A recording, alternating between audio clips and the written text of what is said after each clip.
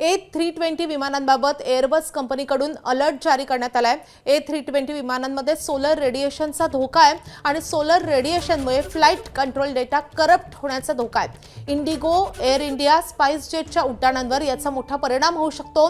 त्यामुळे software update होईपर्यंत उड्डाणं रखडण्याची शक्यता आहे। विमान कंपन्यांकडून प्रवाशांसाठी ॲडव्हायझरी जारी करण्यात आली आहे। विमानतळावर पोहोचण्याआधी आपल्या फ्लाइटची माहिती घ्या असं आवाहनही विमान कंपन्या करतायत।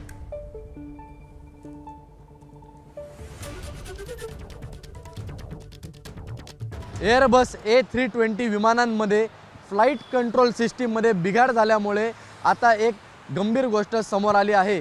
यामुळे जगभरातील 6000 फ्लाइट तर भारतामध्ये 300हून अधिक फ्लाइट या विस्कळीत झाल्या आहेत। यामध्ये आता किमान 2 ते 3 दिवस संपूर्ण प्रक्रिया ही सॉफ्टवेअर अपडेटची या विमानांमध्ये पार पडणार आहे। त्यानंतर ही विमानसेवा पुन्हा एकदा सुरू होणार आहे।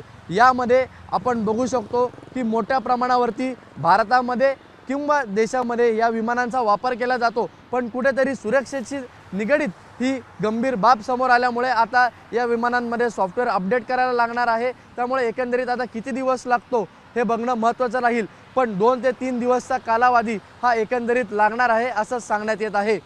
कॅमेरामन आसिफसह ईशान देशमुख, ABP माझा, मुंबई।